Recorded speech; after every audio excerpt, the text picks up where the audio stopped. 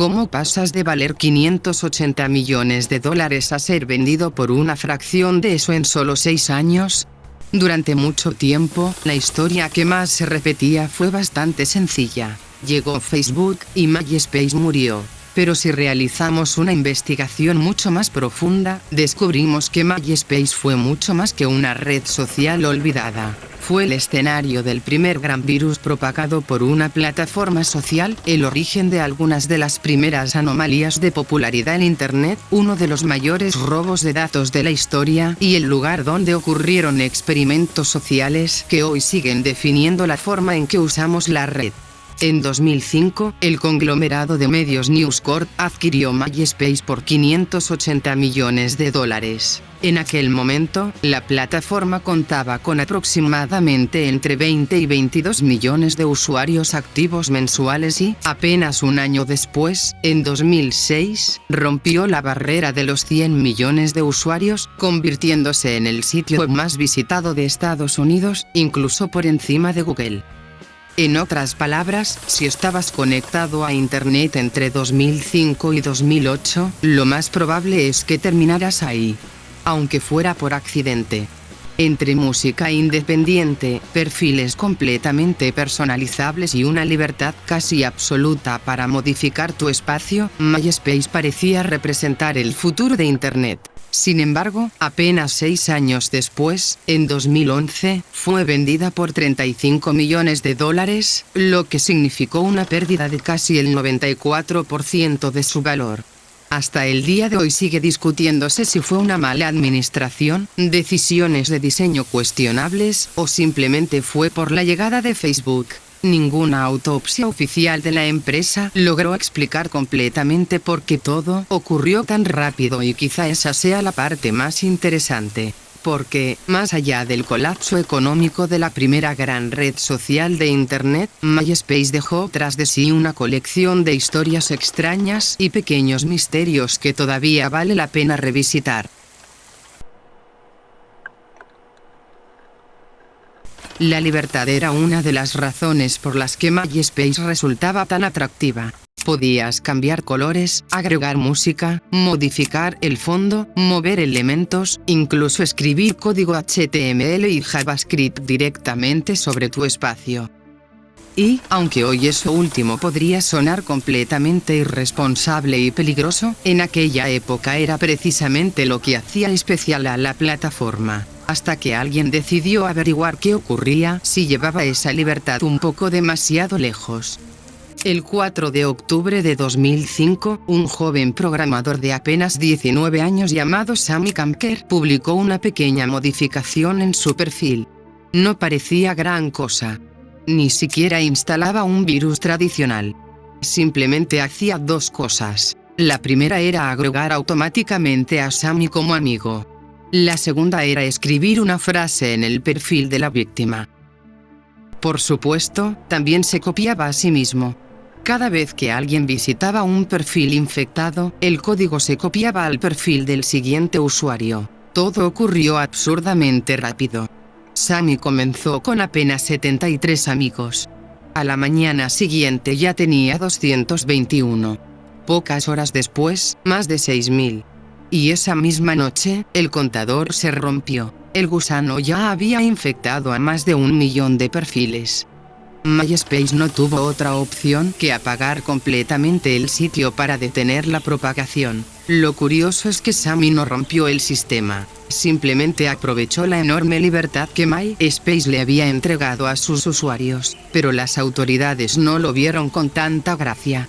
Al año siguiente, el servicio secreto estadounidense allanó su casa utilizando leyes antiterroristas.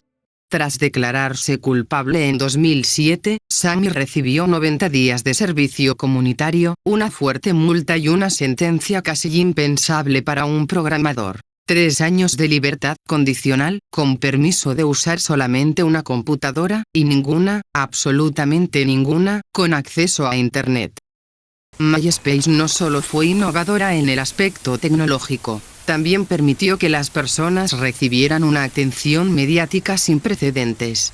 Mucho antes de que existieran TikTok, Instagram o los algoritmos modernos, ya había personas descubriendo cómo hacerse famosas utilizando únicamente Internet. Y ninguna lo hizo tan bien como Tila Tequila. Durante años fue el rostro más reconocible de la plataforma. Acumuló millones de seguidores, convirtiéndose en la primera persona en la historia en superar el millón de amigos en la plataforma. Tanto así, que hoy se le considera la primera influencer de la historia. ¿Cómo lo consiguió? Su fama fue el resultado de un spam insistente, intercambios de enlaces y una comprensión sorprendentemente avanzada de cómo funcionaba la red, en una época en la que la palabra algoritmo ni siquiera estaba en el vocabulario de la gente. Pero la historia se volvió mucho más extraña después de la caída de MySpace. A partir de 2011, tras sufrir un aneurisma cerebral, su actividad pública comenzó a cambiar de forma radical. Su discurso se volvió cada vez más oscuro y conspirativo. Hablaba de sociedades secretas, reptilianos y control mental. Incluso llegó a afirmar que MySpace había formado parte de un experimento psicológico masivo y que ella misma había sido programada por las élites a través de la pantalla. No existe ninguna evidencia que respalde sus teorías de conspiración. Pero sus declaraciones sí dejaron una pregunta incómoda en el aire. ¿Qué ocurre cuando expones el cerebro de una persona a millones de miradas, críticas y obsesiones, mucho antes de que existieran estudios sobre la salud mental en las redes sociales? Al final, aunque no de la forma en que ella creía, Tila Tequila sí fue parte de un experimento. Su historia terminó convirtiéndose en uno de los primeros ejemplos de cómo Internet podía construir una celebridad de la nada, y de lo difícil que podía ser sobrevivir a una fama que prácticamente no tenía precedentes. En 2006 ocurrió algo que cambió completamente la percepción que la gente tenía sobre la plataforma. Una joven llamada Crystal murió después de que una pandilla confundiera el automóvil donde viajaba con el de un grupo rival. La investigación policial avanzaba lentamente, así que su familia decidió hacer algo completamente inesperado: crear perfiles falsos en MySpace utilizando fotografías de la propia Crystal. Su prima Jamie fue la primera en moverse. Creó un perfil llamado Rebecca para acercarse a los pandilleros y ganarse su confianza. Poco después, Belinda, la madre de Crystal, decidió ir un paso más allá y creó su propio perfil, usando las fotos reales de su hija y el nombre Ángel. Entre las dos cuentas comenzaron a agregar pandilleros, revisar fotografías, analizar listas de amigos en común y coquetear cuando era necesario.